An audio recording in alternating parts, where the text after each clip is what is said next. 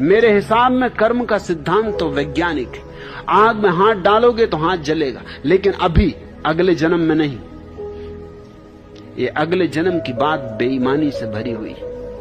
हाथ अभी डालोगे और जलेगा अगले जन्म में। किसी की गर्दन अभी काटोगे और कटेगी अगले जन्म में। कर्म और उसका फल संयुक्त है। जैसे हर सिक्के के दो पहलू, ऐसे कर्म और फल एक ही सिक्के के दो पहलू हैं। इधर कर्म इधर फल, यहां देर नहीं है। तुमने कहावत सुनी है कि परमात्मा के घर में देर है अंधेर नहीं। वो कहावत बेईमानों ने गढ़ी होगी। मैं तुमसे कहता हूं, ना देर है ना अंधेर है। प्रकृति के नियम में, परमात्मा के नियम में कैसी देर और कैसी अंधेर। अगर देर हो गई तो वही तो अंधेर है, और फिर अगर थोड़ी देर हुई तो ज्यादा हो सकती। फिर देर को लंबाया जा सकता है। फिर फाइल पड़ी रहे जन्मों जन्मों तक। फिर पूजा तुम पत्री करते ही रहो, सत्यनारायण की कथा करवाते रहो, यज्ञ हवन करवाते रहो, फाइल पड़ी रहेगी। अंधेर फिर तो होता चला जाएगा। नहीं, देर ही नहीं है।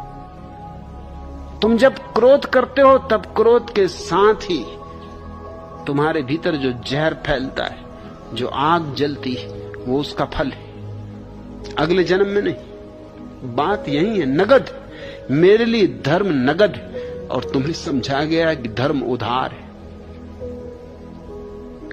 तुम अगर अभी प्रेम करोगे तो अभी तुम्हारे जीवन का फूल खिलेगा। तुम अगर अभी बांसुरी बजाओगे तो अभी बांसुरी बजेगी, अभी गीत जागेगा। तुम अभी गाली दोगे तो अभी गाली खाओगे। अभी प्रेम बांटोगे तो अभी प्रेम पाओगे। मैं चाहता हूं कि कर्म का सिद्धांत इस वैज्ञानिक व्यवस्था को समझ ले। हम जो करते हैं वो अभी हमें मिल जाता है, इसी क्षण। कल की कोई बात नहीं। लेकिन कल की बात क्यों ईजाद करनी पड़ी? कल की बात पंडित पुरोहितों ने इसलिए ईजाद की